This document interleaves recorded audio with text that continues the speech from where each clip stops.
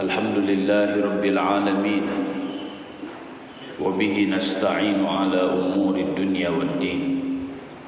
Assalatu wassalamu ala ashrafil anbiya'i wal mursalin, nabiyyina wa maulana wa syafi'ina Muhammadin sallallahu alaihi wasallam, wa ala alihi wa ashabihi wa man ittaba'ahu wa man sara ala nahjihi ila yaumil qiyamah. Asyhadu an la ilaha illallah wa asyhadu anna Muhammadan abduhu wa rasuluh alladzi la nabiyya wa la rasula ba'dah. Amma ba'du, faqur rabbi zidni ilma warzuqni fahma.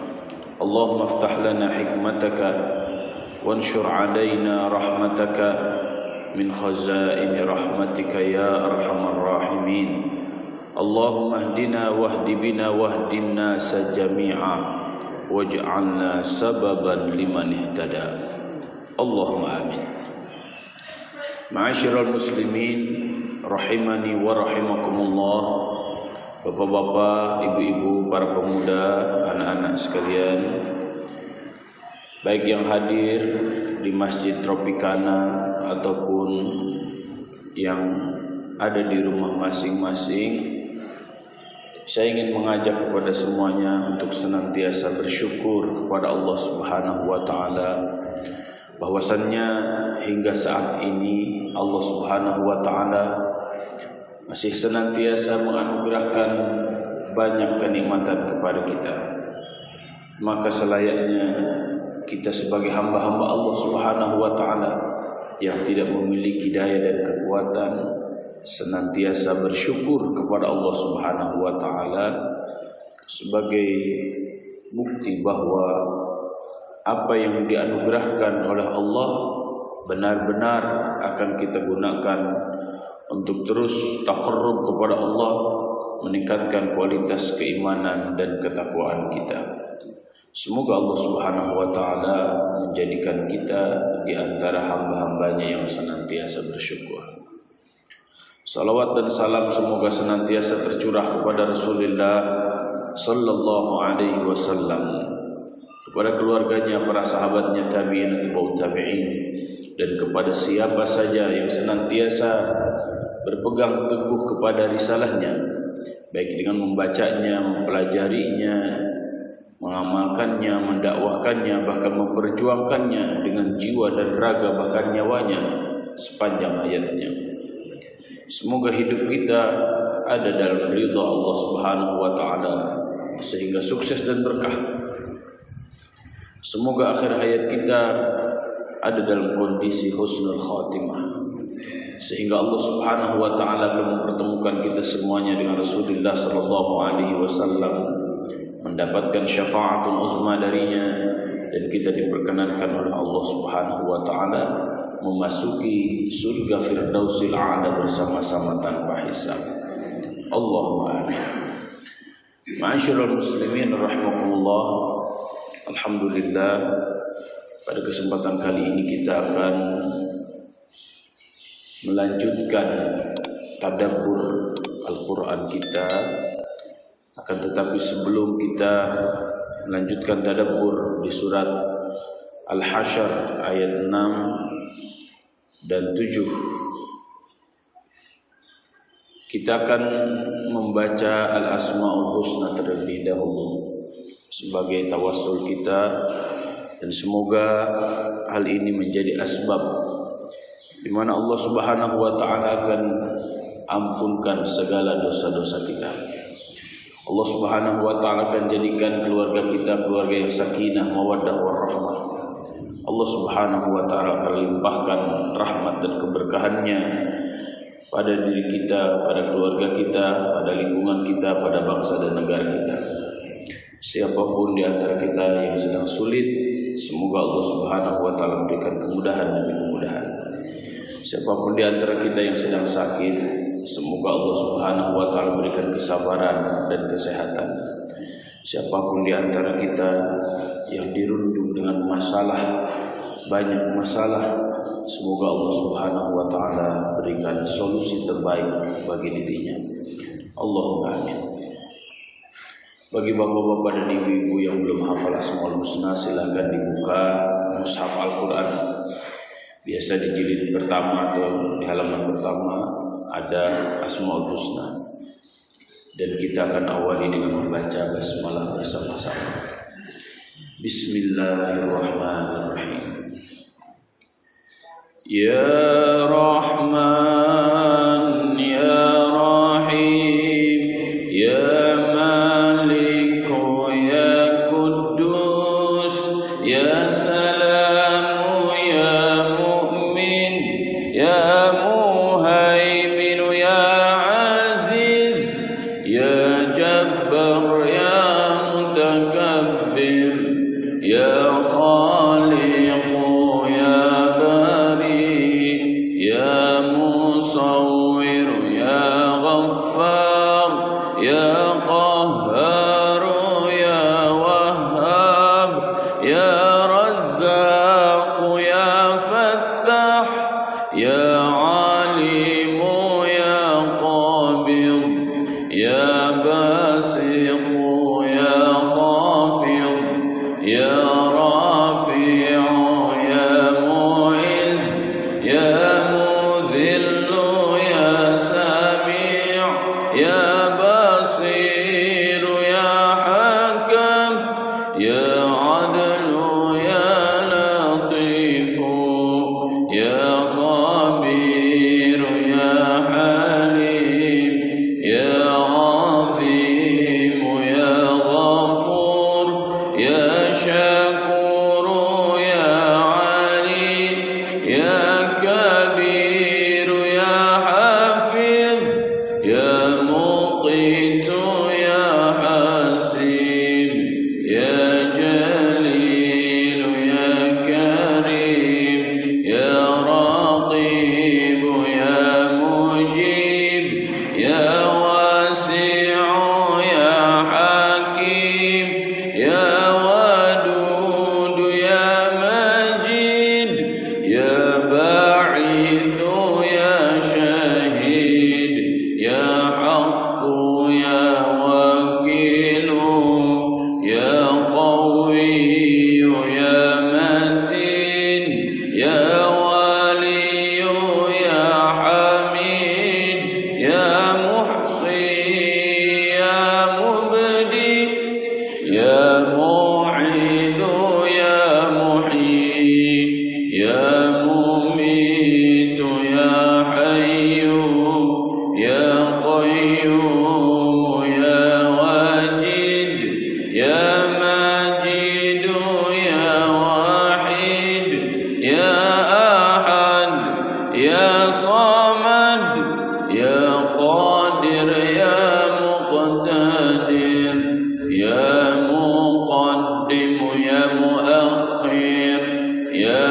Awwal, Ya Akhir, Ya Zahir, Ya Batin, Ya Wali, Ya Muta'ali, Ya Barru, Ya Tawwab, Ya Muntaqim, Ya Afu, Ya Rauf, Malikal Mulk, Dhul Jalali wal Ikram, Ya Muqsit, Ya Jami', Ya Ghani, Ya Mughni, Ya Mani', Ya Darr, Ya Nafi', Ya Nur, Ya Hadi, Ya Badi', Ya Baqi, Ya Warith, Ya Rashid, Ya Sabur, Azza Jalla Dhikruh. Alhamdulillahirabbil alamin. Bapak Ibu yang dirahmati Allah Subhanahu wa taala, alhamdulillah kita sudah membaca Al-Asmaul Husna. Dan untuk mengawali majelis kita kali ini, kita akan baca terlebih dahulu surat Al-Hasyr ayat 6 dan 7, walaupun sebagaimana yang saya sebutkan pada pertemuan Sabtu lalu, kita akan mengkaji apa itu jizyah, apa itu ghanimah, apa itu fai, ya, walaupun secara umum, ya, dan nanti saya akan melakukan komparasi dengan pemahaman-pemahaman seperti apa itu kapitalisme, apa itu sosialisme, apa itu komunisme, ya, insyaallah. Untuk itu silakan bapak-bapak, ibu-ibu dibuka mushaf Al-Qur'annya, surat Al-Hasyr, surat ke-59, ayat ke-6 dan ke-7, halaman 547. Saya akan bacakan sekali, nanti bapak-bapak, ibu-ibu silakan diikuti. Kita akan baca mulai dari surat Al-Fatihah. A'udzu billahi minasy syaithanir rajim.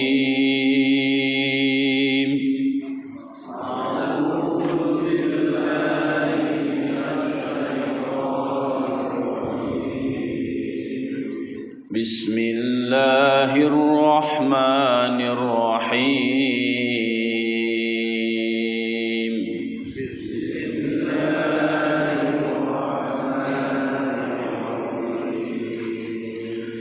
Alhamdulillahi Rabbil Alamin.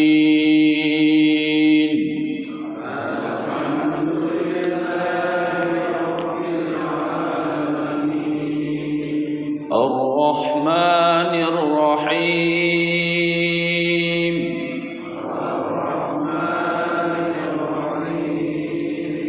Maliki Yaumiddin.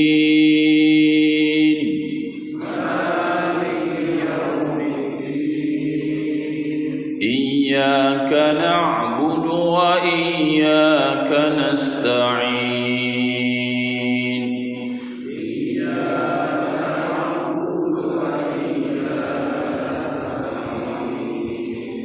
Ihdinas siratal mustaqim.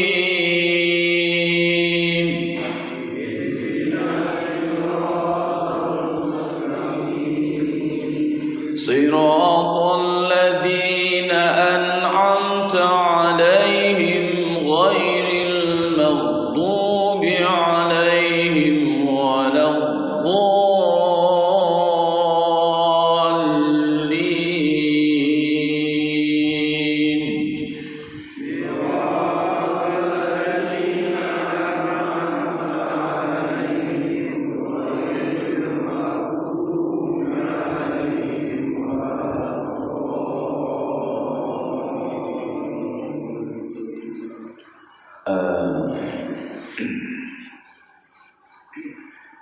Bismillahirrahmanirrahim.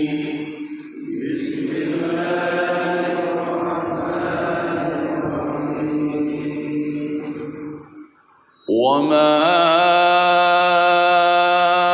afa'a Allahu 'ala rasulihi minhum fama awjaftum 'alaihi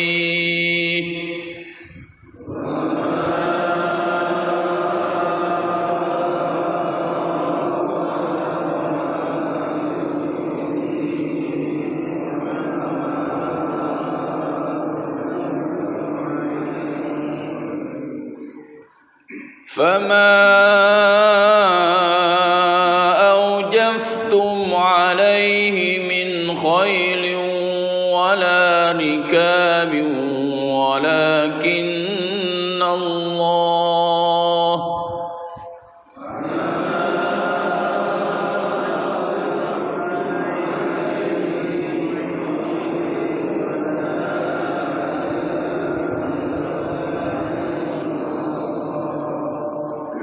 ولكن الله يسلط رسله على من يشاء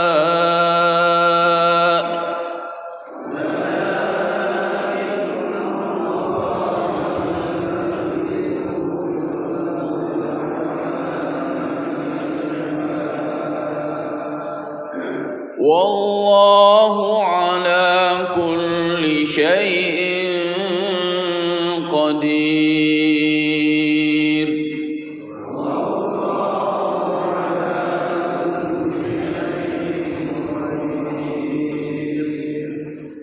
ما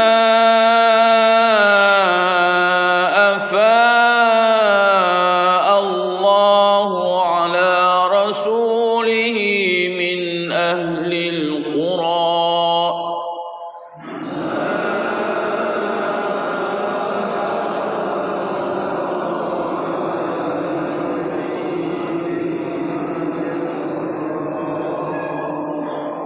فلله وللرسول ولذي القربى واليتامى والمساكين وابن السبيل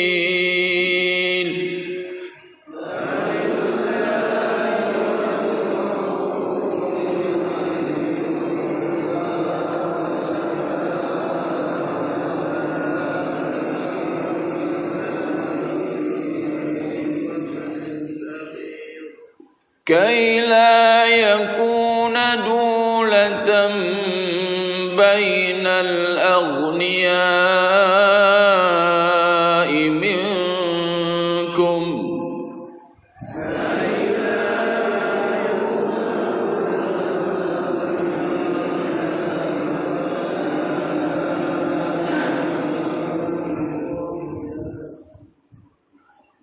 كي لا يكون دولة بين الأغنياء منكم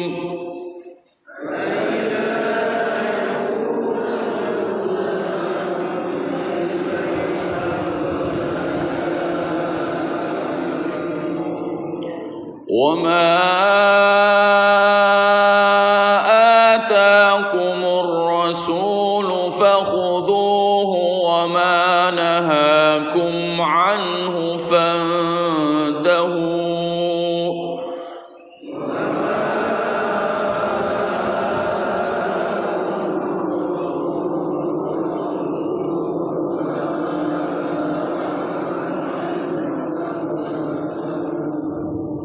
واتقوا الله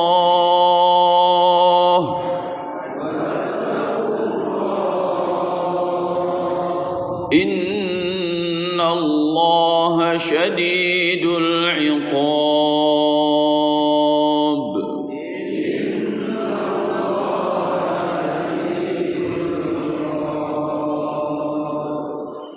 اللهم ارحمنا بالقرآن.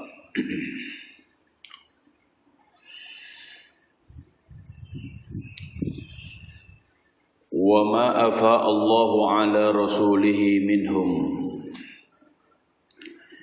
dan harta rampasan dari mereka yang diberikan Allah kepada Rasulnya. Kamu tidak memerlukan kuda atau unta untuk mendapatkannya, tetapi Allah memberikan kekuasaan kepada Rasul-Rasulnya terhadap siapa yang dikehendaki. Dan Allah Maha Kuasa atas segala sesuatu.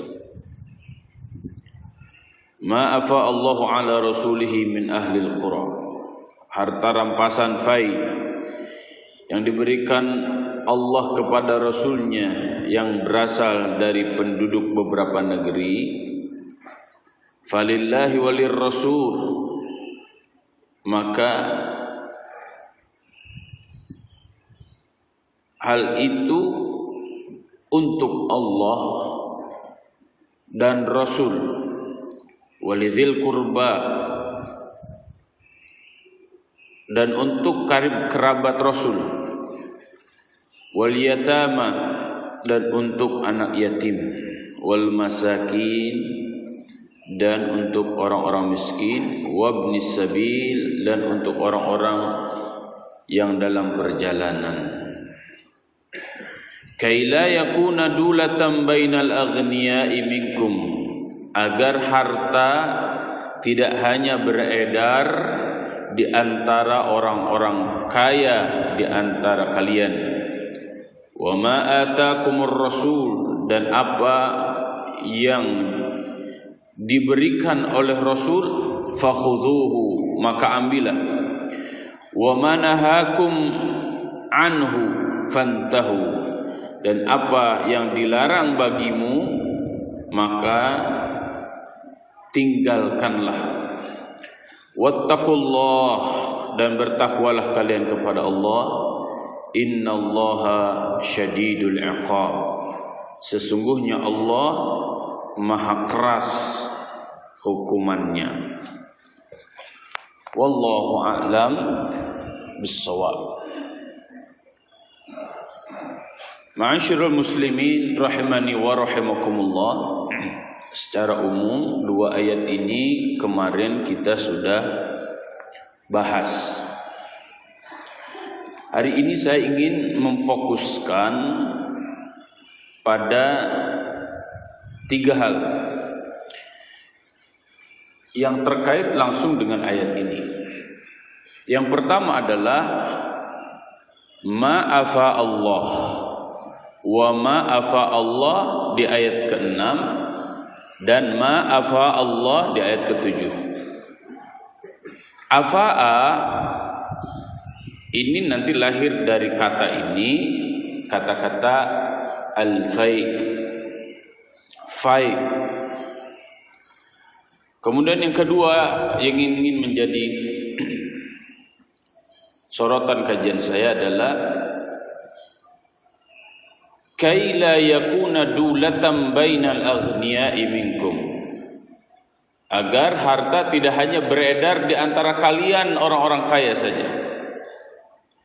Yang ketiga adalah wa ma atakumur rasul fakhudhuhu wa ma nahakum anhu fantahu, karena ini sebuah kaidah. Apa yang diberikan oleh Rasul ambil, apa yang dilarang oleh Rasul tinggalkan.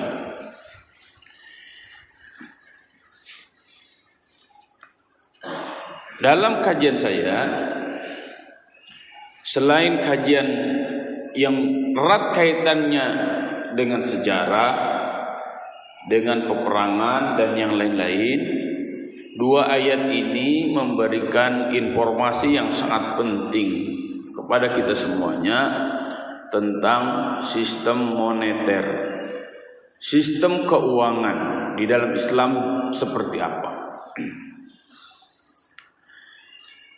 Jika kita perhatikan sistem keuangan di dalam Islam, maka sumbernya ada 2.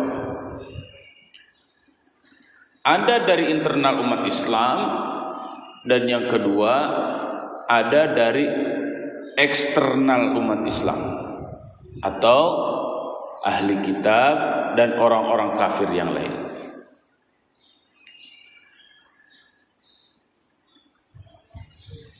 Hal ini jika kita komparasikan dengan sistem-sistem moneter yang lain, maka kita akan mendapatkan bahwa sistem keuangan di Islam itu sangat moderat. Ayat Al-Quran yang menegaskan wa ma atakumur rasul fakhudhuhu wa ma nahakum anhu fantahu, apa yang diberikan oleh Rasul, apa yang telah ditetapkan oleh Rasul, ambil, jadikan pegangan, jadikan pedoman. Wa ma nahakum anhu fantahu, dan apa yang dilarang fantahu, maka tinggalkanlah. Karena memang inti dari syariat Islam itu adalah iqamatul maslahah, menegakkan kemaslahatan. Dan menegakkan kemaslahatan itu hanya akan terwujud jika konsepnya adalah konsep yang sangat moderat. Dan Islam konsep yang sangat moderat.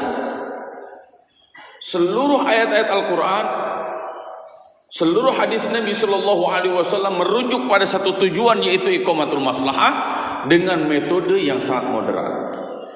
Di mana moderasi Islamnya? Islam itu sudah moderat. Maka cara berislam wajib sesuai dengan Al-Quran dan Sunnah. Jadi moderasi beragama itu sebenarnya wajib secara totalitas 100% menegakkan apa yang ada di dalam Al-Quran dan Sunnah Nabi Sallallahu Alaihi Wasallam. Itulah yang disebut dengan moderat. Ya. Sistem moneter dalam Islam, sistem keuangan dalam Islam. Jika kita petakan, maka ada dua, di internal umat Islam, dan yang kedua adalah eksternal umat Islam.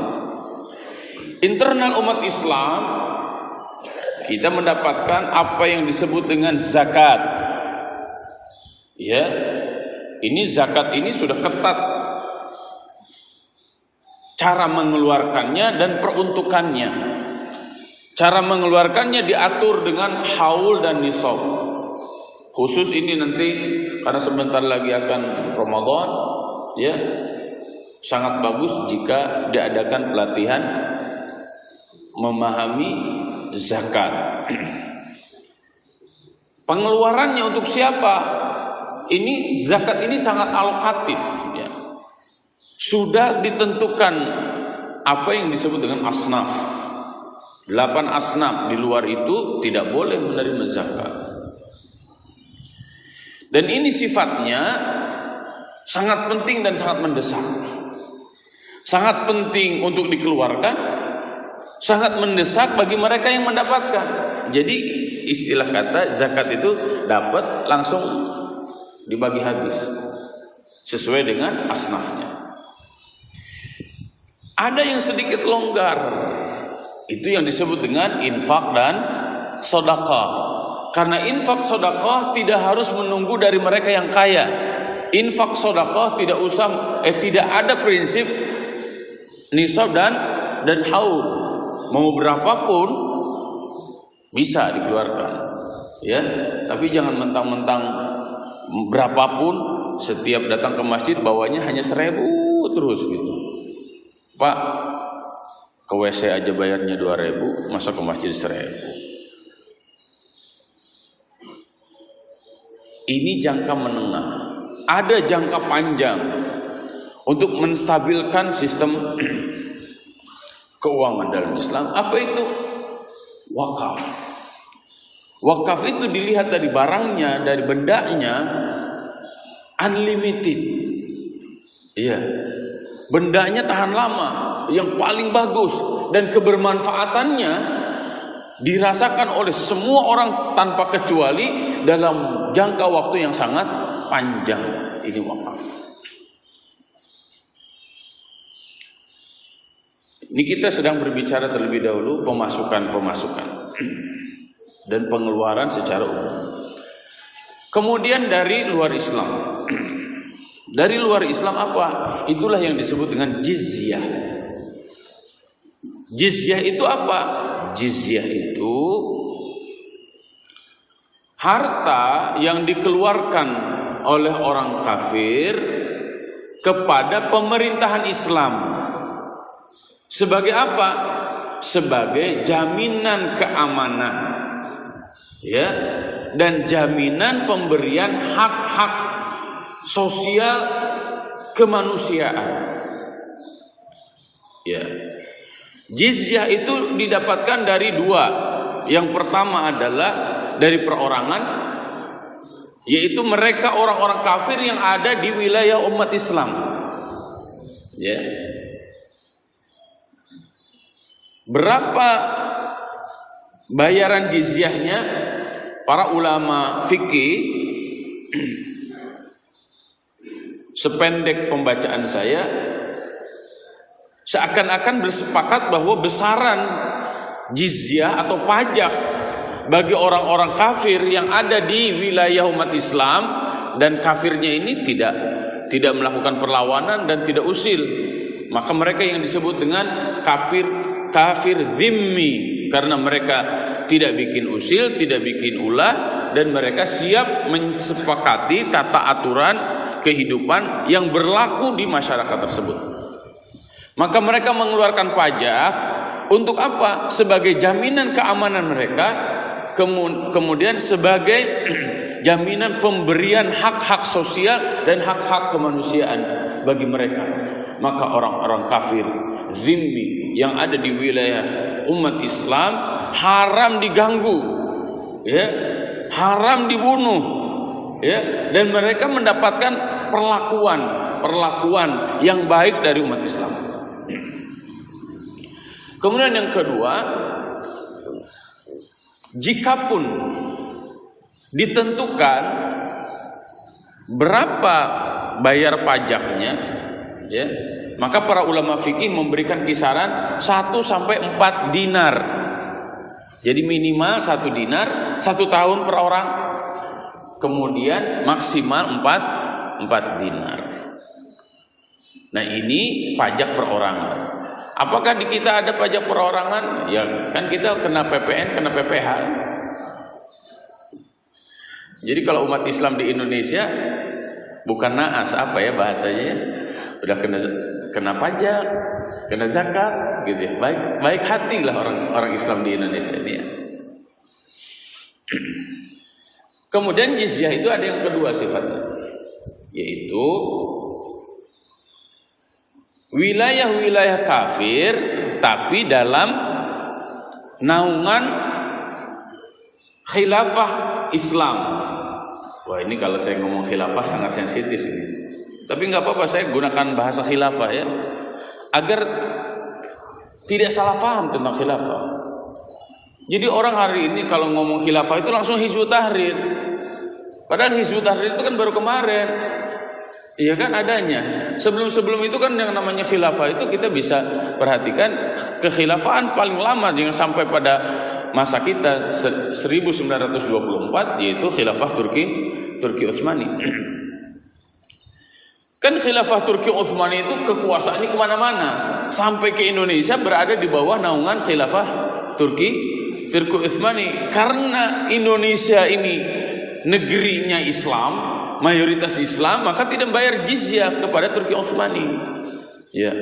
Tapi wilayah-wilayah yang kafir, yang negaranya negara-negara kafir, maka mereka membayar jizyah secara negara, tidak secara perorangan.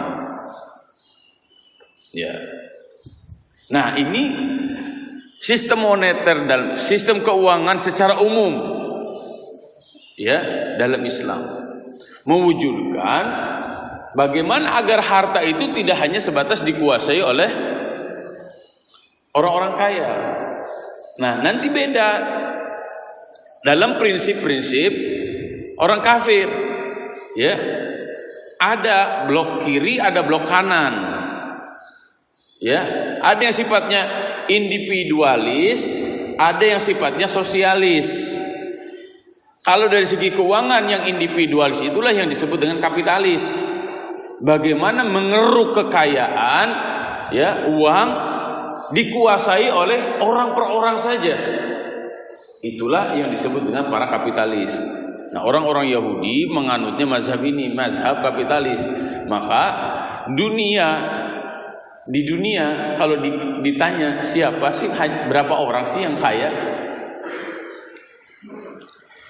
Di Indonesia, negeri yang sangat luar biasa ini, berapa orang sih yang kaya?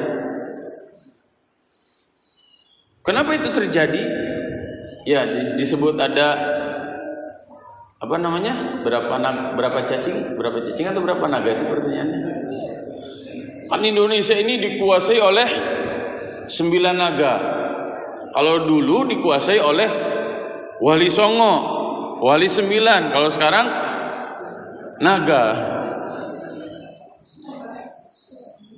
Beda polanya. Kalau dikuasai Wali Songo, maka kesejahteraan itu bagi seluruh masyarakat Indonesia. Kalau dikuasai oleh para kapitalis, maka hanya dikuasai oleh beberapa orang saja. Ya. Sehingga kekayaan yang harusnya, ya, didominasi oleh negara ini hanya dikuasai oleh orang per orang. Nah, lawan dari orang per orang itulah sosialis. Ya, kalau sosialis prinsipnya kekayaan negara itu tidak boleh dikuasai hanya oleh orang per orang, tapi harus dikuasai oleh negara. Tapi penguasaan negaranya bagaimana? Kalau dalam Islam tadi saya sudah sebutkan secara umum. Nah, kalau dalam sosialis seperti apa? Kalau dalam sosialis, nanti sosialis itu bermazhab banyak, Pak. Ya.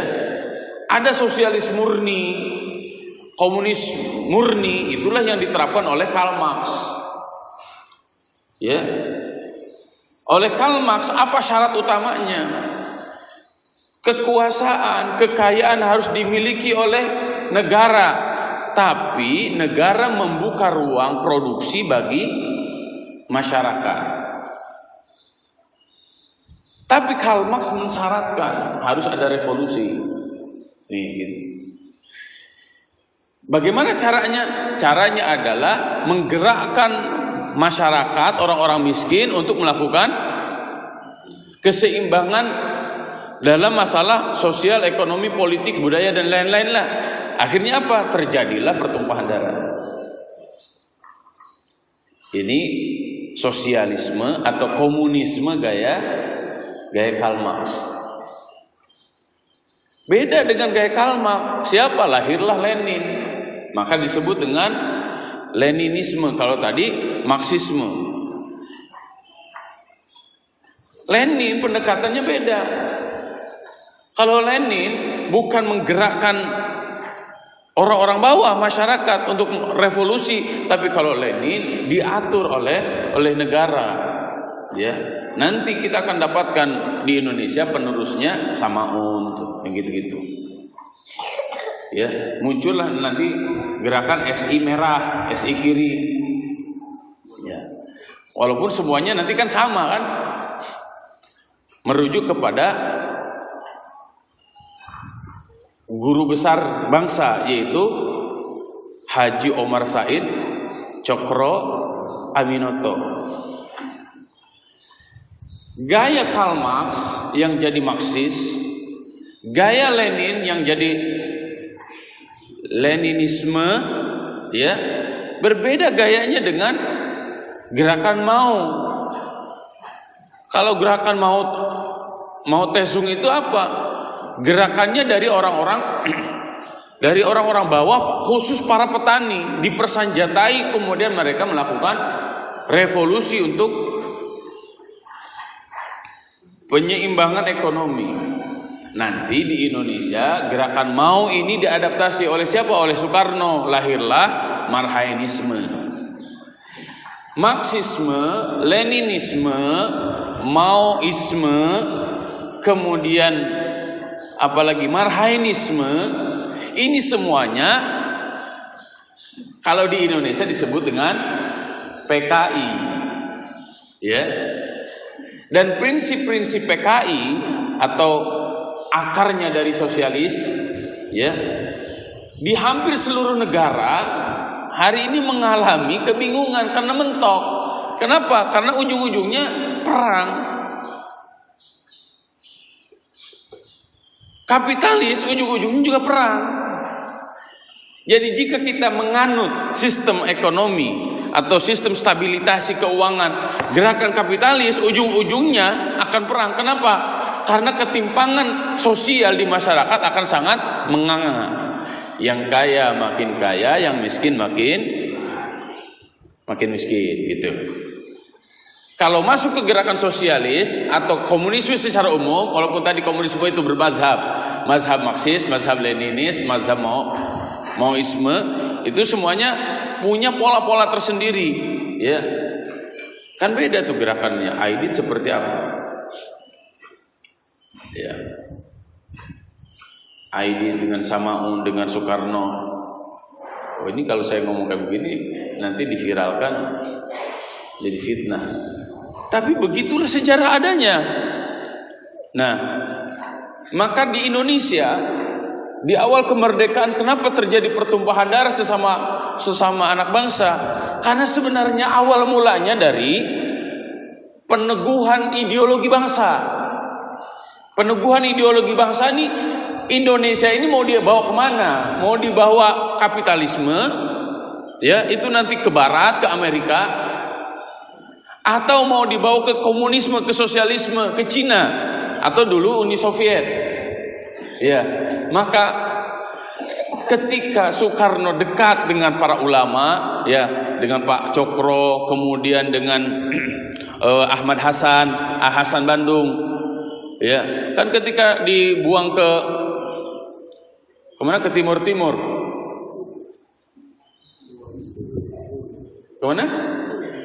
Ke ND.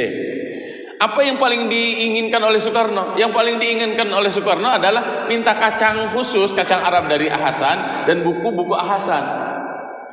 Tapi ketika Soekarno punya istri orang mana? Orang Sumatera tuh. Itu kan anak seorang tokoh Muhammadiyah. Jadi cara berpikir Soekarno itu, beliau tergantung dekat dengan siapa. Mengapa pengaruh Islam ada di Soekarno kuat? Karena memang banyak gurunya, seperti Hos Cokroaminoto, kemudian mertuanya di Sumatera, kemudian juga Tuan Guru Hasan. Ya, itu yang mempengaruhi. Tapi ketika berpikir tentang ekonomi, kemudian tentang kenegaraan segala macam, karena banyak juga dilingkungi oleh orang-orang komunis, maka lahirlah Marhainis. Pergulatan ideologi bangsa inilah yang mendapatkan reaksi dari banyak tokoh-tokoh masyarakat. Kita lihat bagaimana Buya Hamka yang Islam nasionalis, kan dulu tuh kayak begitu istilahnya, Islam nasionalis, nasionalis sekuler, nasionalis Islam, ada nasionalis sekuler, ada nasionalis gitu tuh di awal-awal. Nah, bagaimana kelahiran Darul Islam? Kelahiran Darul Islam karena pengkhianatan pasukan Siliwangi kan, sebagaimana Daud Bereh pengkhianatan di Aceh, akhirnya melahirkanlah politik Furqon namanya. Politik Furqon itu memisahkan diri dari pengkhianatan-pengkhianatan, karena mereka wajar, karena mereka militer. Akhirnya jadi konflik bangsa. Adapun pelabelan positif atau negatif, itulah politik dan itulah sejarah.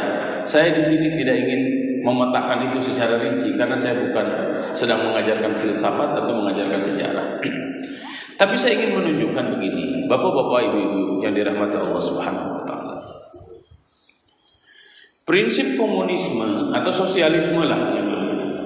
Kan prinsipnya itu sama rasa, sama rata.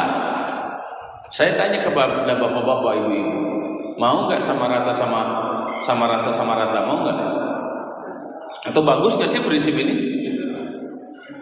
Sama rata, sama rasa, sama rata, bagus nggak? Bagus. Prinsip ini bagus. Karena itulah nanti Pak Hos Cokroaminoto mengeluarkan buku, beliau kasih judul, itulah yang sosialis Islam, sosialisme Islam. Kenapa? Karena sebenarnya ada arsiran, cuma bagaimana menerapkannya, itulah lahir PKI di Indonesia. Kalau Islam, bagaimana cara menerapkannya? Karena Islam itu basisnya Al-Quran dan Sunnah, sehingga sampai hari ini kalau dikatakan Islam itu ada enggak sih arsirannya dengan sosialisme itu bagian kecil dari Islam. Cuma sosialisme yang dikembangkan oleh Islam ini, kalau ikut alur berpikirnya Pak Hos Cokroaminoto, tapi sosialismenya Islam beda dengan sosialisme yang diterapkan oleh Karl Marx, oleh Lenin, dan oleh Mao atau oleh Marhainisme-nya Soekarno. Perbedaannya apa? Banyak sekali, ya. Jadi persamaannya mengikut sertakan bahwa kekayaan harus terdistribusi, tidak boleh dikuasai oleh orang per orang. Ya, jadi persamaannya saya ingin tunjukkan. Jika ada yang berdebat tentang sosialisme Islam dengan sosialis komunis, persamaannya apa? Persamaannya adalah semua warga negara berhak mendapatkan kekayaan.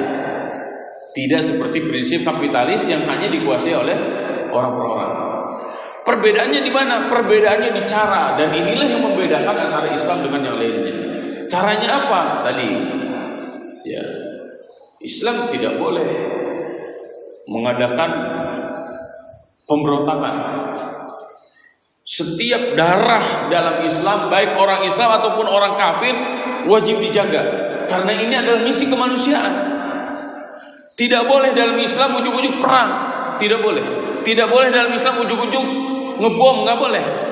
Dan tidak boleh di dalam Islam mengambil jizyah, mengambil pajak dari ibu-ibu, ya, dari anak-anak, dari kakek-kakek, bahkan dari pendeta-pendeta yang miskin tidak boleh. Jadi jizyah itu hanya sebatas pajak yang diambil dari orang kafir zimmi, ya, mereka sehat dan mereka berpenghasilan. Ya, dari kafir zimmi, sehat dan berpenghasilan. Bagaimana yang miskin-miskin? Yang miskin-miskin justru, ya, diberikan jaminan sosial oleh umat Islam. Dari mana? Dari pajak yang dikeluarkan itu. Nah, itu kan pasti kurang, ya, karena tidak semua orang kafir itu kaya. Dari mana ditanganinya untuk melakukan stabilitas sosial? Diambillah dari zakatnya umat Islam, diambillah dari infak dan sodakohnya umat Islam, diambillah dari wakafnya umat Islam, ya, diambillah dari budi baiknya umat Islam. Maka para khalifah mendorong produktivitas seluruh umat Islam agar apa? Agar umat Islam ikut beserta pemerintah membangun nusa dan bangsanya. Ya. Maka kita dapatkan, ya, di dalam peradaban Islam, arena-arena publik banyak sekali yang sifatnya wakaf. Contoh Masjid Agung, ya, lapangan-lapangan besar, atau dulu mah disebutnya apa? Alun-alun. Jadi kenapa zaman dulu kalau kita lihat daerah-daerah yang mayoritas umat Islam selalu tata kotanya tuh begini, Pak. Ada pusat kota. Di pusat kota itu apa? Ada Masjid Agung, ada alun-alun, ada pendopo, pusat pemerintahan, kemudian ada pasar. Dan Masjid Agung, kemudian alun-alun segala macam itu mayoritasnya dana sosial, infak, sedekah, wakaf. Nah, hari ini, ya, kita tidak mendapatkan formulasi itu. Ya. Pemdanya di mana? Masjid Agungnya mana gitu? Islamic Centernya mana? Di Bekasi itu bingung saya. Kenapa? Karena memang peradabannya bukan lahir dari Islam. Kalau bukan lahir dari Islam, maka akan terjadi tadi. Arena publik itu nggak ada. Selalu arenanya arena privacy. Ya. Bahkan untuk masuk saja ke area pemerintahan kan harus bayar tol, harus bayar duit dulu, gitu. Harus keluarin. Padahal untuk bertemu dengan pemimpin Islam harus dijamin oleh negara. Jadi tolnya itu sebenarnya harus dibayar oleh Pemda sebenarnya. Setuju? Tentu di sini tidak ada Pak Bupati, ya. Tapi saya bicara padanya. Kurang lebih begitu gampangannya mengatur negara. Makanya kenapa para ustadz itu harus paham betul, bukan hanya sekedar paham kata, tapi harus memahami berbagai cabang ilmu untuk apa? Untuk mewujudkan ini tafsir ini seperti apa? Gitu. Oke, ya. Ini tentang jizyah, ya, sebagai sumber pendapatan dari eksternal. Dari internal sudah ada. Dan ini ketika masa-masa aman. Ya, ketika masa-masa aman. Nah, ketika masa perang, ini harus jelas dulu apa yang menjadikan beralih situasi dari masa aman ke masa perang. Yang menjadikan alih situasi dan kondisi dari masa aman ke masa perang.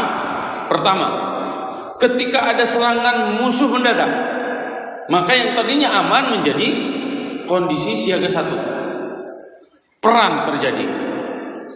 Ya. Atau kondisinya ketika umat Islam melakukan dakwah kemana-mana, kemudian yang didakwahinya tidak mau menerima Islam dan mereka menantang untuk perang. Jadi prinsip jihad di dalam Islam tidak boleh menjadi orang yang pertama mengacungkan pedang. Dan tidak boleh dalam Islam ketika jihad, ketika peperangan membumi hanguskan. Jadi harus jelas itunya. Harus jelas jadwalnya Pak perang. Kenapa? Karena kita tidak tahu di tempat itu ada siapa saja. Maka zaman dulu peperangan terjadi ketika umat Islam berkuasa di mana-mana, peperangan itu jelas, Pak. Ayo antum mau perang kapan? Mau perang di mana? Mau perang seperti apa? Ayo, lu jual gua. Jadi jelas itu. Perang tanding itu jelas gitu. Kalau sekarang kan giliran umat Islam lengah dibombardir habis-habisan. Giliran umat Islam ini di Palestina. Giliran umat Islam konsolidasi minta gencatan senjata. Gitu. Jadi nggak fair, perangnya nggak asik. Nah, ini saya ingin menunjukkan bahwa dalam Islam prinsip rahmatan lil alamin, prinsip maslahat itu harus dijaga betul. Maka siapa yang tidak menjaga adab-adab dalam berperang, maka mereka penjahat perang. Ini dalam Islam. Dan dia wajib dimasukkan ke mahkamah militer dalam Islam. Wajib disidang. Jadi, maqta'tum min linatin yang kemarin di ayat yang kelima. Kenapa Nabi Muhammad SAW sampai memerintah? Kenapa para sahabat sampai memotong kurma? Yang kemarin saya sebutkan itu ternyata tidak banyak, 1 sampai 6 pohon. Karena itu telah diizinkan oleh Nabi SAW sebagai sebuah strategi. Kalau sekarang berarti oleh komandan perangnya. Gitu. Kalau komandan perangnya, oh ini strateginya begini nih. Hasil musyawarah ternyata strategi itu efektif, maka itu bisa dibolehkan. Dan ketika ada yang melakukan tidak melakukan pelanggaran perang. Kalau sekarang peperangan terjadi di mana-mana, mayoritas tidak memperhatikan adab-adab perang. Jahat sekali. Jadi para penjahat-penjahat perang sekarang kalau ada mahkamah militer Islam bisa dibunuh semua itu presiden-presidennya. Nah, ini yang menjadikan situasi dan kondisinya berbeda. Jadi dalam Islam, sekali lagi saya ingin katakan, tidak boleh mengumumkan perang, tidak boleh adanya jihad qitali sebelum adanya dakwah. Dan ketika ada orang yang menolak dakwah, itu haram hukumnya dibunuh. Ya. Kapan terjadi peperangan? Terjadi peperangan ketika orang-orang yang didakwahi, ketika orang-orang kafir mengumumkan perang kepada umat Islam. Ya. Saya ingin menjawab kepada mereka yang sedikit-sedikit bom, sedikit-sedikit bom. Ya. Agar apa? Agar tidak terjadi Islamfobia. Kan sekarang banyak Islamfobia. Fobi terhadap Islam karena melihat praktek yang tidak baik, kemudian nggak ngaji dengan baik dan benar serta tuntas. Tidak ngaji dengan baik, benar dan tuntas. Tidak ngaji baiknya gimana? Datang ke ustaz, datang ke ulama, minta dijelaskan. Benar, tunjukkan prinsip-prinsipnya, tunjukkan sejarahnya. Karena kita bukan peradaban kemarin sore. Peradaban kita dari abad 6 Masehi, sekarang sudah abad 20. Tuntas. Kalau ngaji harus tuntas. Kalau mau ngaji jihad dari A sampai Z. Nah, sekarang banyak yang tidak tuntas ngajinya. Sehingga memahami jihad itu menjadi pemahaman yang salah dan mengerikan. Padahal bagi saya jihad itu sangat luar biasa. Kenapa? Kita harus ngajinya apple to apple. Coba tata cara perang dari orang kafir seperti apa, tata cara perang orang Islam seperti apa. Jadi sebanding. Seperti apa prinsip-prinsipnya dan seperti apa praktek di lapangan baik sejarah ataupun yang ada sekarang. Oke, itu ya. Nah, jika terjadi perang, maka hukumnya jadi berbeda. Ya, bukan lagi jizyah. Atau istilah lain nanti ada kharaj, atau istilah lain nanti ada usyur. Usyur itu biaya cukai atau biaya ekspor impor. Sejak zaman kekhilafahan sudah ada itu. Ya. Nah, ketika orang kafir mengumumkan perang, ayo perang tanding sama saya, gitu. Ketika kan perang nggak jadi, malah mereka kabur. Nah, benda-benda, barang-barang, termasuk tanah, rumah yang ditinggalkan oleh orang kafir sebagaimana Bani Nazir, itulah yang disebut dengan fai. Ya. Kalau terjadi perang, itulah yang disebut dengan ghanimah. Fai dan ghanimah, para ulama terkadang menyebutnya itu sama secara umum, yaitu anfal. Jadi anfal itu bisa digunakan untuk ghanimah, bisa digunakan untuk fai. Pembagiannya seperti apa? Nah, kalau jizyah, pembagiannya, besaran tarikan jizyah dan pembagiannya itu tergantung kebijakan Amirul Mukminin, tergantung kebijakan khalifah, tergantung kebijakan sultan, tergantung kebijakan presidennya. Ya. Kisarannya 6 sampai 4 dinar per orang. Untuk siapa? Bebas. Tapi kalau ghanimah dan fai itu dibagi. Ya, 1/5 untuk Allah dan Rasul. Di sini falillahi walir rasul walidil qurba. Dzil qurba ini termasuk keluarga Nabi sallallahu alaihi wasallam. Wal yatama wal masakin wa ibnis sabil. Untuk yatim, untuk fakir miskin dan ibnu sabil. Ini khumusnya.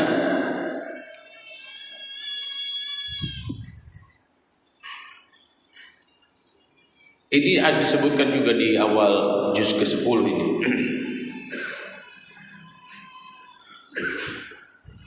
Baik fai ataupun ghanimah pembagiannya segitu. 1/5 untuk Allah dan Rasul. Sekarang kan tidak ada Allah, tidak ada Rasulnya, nggak kelihatan maksudnya. Dia. Terus untuk siapa ini? Untuk kemaslahatan umat Islam. Disimpannya di mana? Itulah di Baitul Mal. Nanti kebijakannya diurus oleh pemerintah. Jadi itu milik semua umat, semua umat Islam. Disimpanlah di Baitul Mal. Bagaimana dengan yang 4/5-nya? 4/5-nya dibagi kepada seluruh pasukan, gitu. Nah, pasukan yang dibagi itu siapa? Mereka yang sudah baligh, mereka yang akil, dan mereka berjuang benar dari awal sampai akhir. Bukan begini. Berangkat. Contoh pasukan Pangeran Diponegoro, pasukan Fathahilah dari Cirebon contoh. Mau perang sama Portugis di Sunda Kelapa di Jakarta. Baru nyampe Bekasi udah pada balik lagi ke Cirebon. Nah, orang kayak begitu tidak dapat ghanimah. Kenapa? Lari dia dari medan perang. Walaupun dari Cirebonnya dia mengatakan, saya ikut berperang kok. Iya, tapi ente nggak nyampe Sunda Kelapa, ente cuma nyampe Bekasi, itu juga nyampe di Babelan, ente nikah sama perempuan di situ. Contoh gitu. Nggak sampai ke tempat perjuangan. Nah itu, jadi harus tuntas. Jadi sampai selesai, total selesai baru dibagi. Nah kalau ada terjadi ketika perang, ya, ketika perang ada seseorang yang dia yakin betul bahwa orang yang dibunuhnya itu dia yang membunuh. Ya. Contoh, saya sedang ikut jihad. Saya yakin betul nih orang ini saya yang membunuh. Ya. Dan ternyata di orang itu ada perhiasan-perhiasan yang sangat berharga. Maka inilah yang disebut dengan salah. Dalilnya mana? Secara khusus disebutkan dalam hadis Nabi sallallahu alaihi wasallam, man qatala qatilan lahu alaihi bayyinatun falahu salabuhu. Barang siapa membunuh seseorang dalam perang ya, jelas dia ada buktinya bahwa dia yang membunuhnya, falahu salabuhu, maka salabnya bagi dia. Harta yang dibawa oleh tentara itu yang nempel, maka itu bisa langsung menjadi milik saya. Ini saya wajib sampaikan seperti ini karena banyak orang, terutama di NII sekarang, kenapa sesat, disebut sesat, NII KW 9. Di antaranya pemahamannya masuk Alfamart, masuk Indomart, masuk Indogrosir segala macam, ngambil begitu saja. Alasannya apa? Ini salab.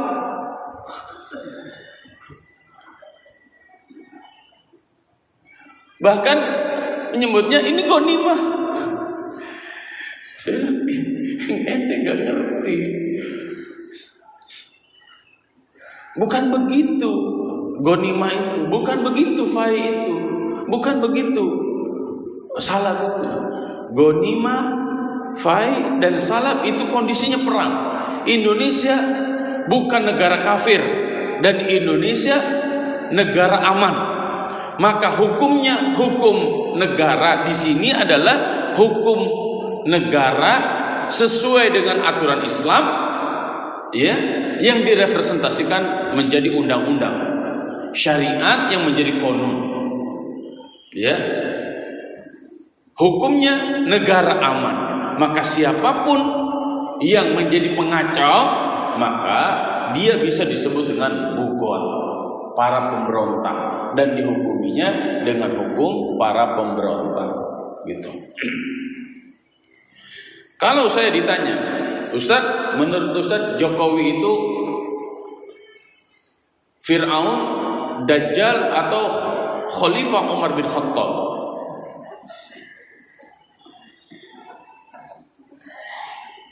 Karena kan sebelum kampanye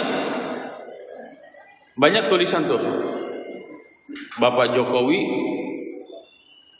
sangat terlihat sifat-sifat karakter Khalifah Umar bin Khattab. Kemudian ada khalifah yang lain. Satu sisi ekstrim kanan, ekstrim kiri, nyebutnya Fir'aun, nyebutnya Dajjal laknatullah alaih. Mauluddin bagaimana? Bapak Jokowi itu Presiden Republik Indonesia. Dan beliau dari kalangan manusia. Yang bisa salah, bisa benar. Maka kita sebagai warga negara Republik Indonesia, apa yang harus kita lakukan? Bantu beliau untuk mewujudkan keadilan, bantu beliau untuk mewujudkan kemaslahatan bersama. Ya. Jadi sekali lagi saya khusus bagi saya secara pribadi, karena saya orang Indonesia asli, saya sebagai warga negara Indonesia asli, KTP saya sudah iktp dan seumur hidup. Maka saya ingin mengajak kepada semuanya, jangan sampai kita masuk pada politik like and dislike sehingga kita mudah diadu domba. Ya. Indonesia negara yang secara kultur beda dengan negara-negara yang lain. Beda kita dengan negara-negara Timur Tengah, beda kita dengan negara-negara Amerika dan Eropa. Kita bangsa Indonesia, ya, yang kita semuanya cinta damai dan kita anti konflik sebenarnya. Ya. Maka yang harus dikembangkan, berhati-hatilah. Ya, kita sesama kita, karena umat Islam khususnya di Indonesia secara sejarah dilemahkannya hanya dengan satu cara, yaitu adu domba. Ya.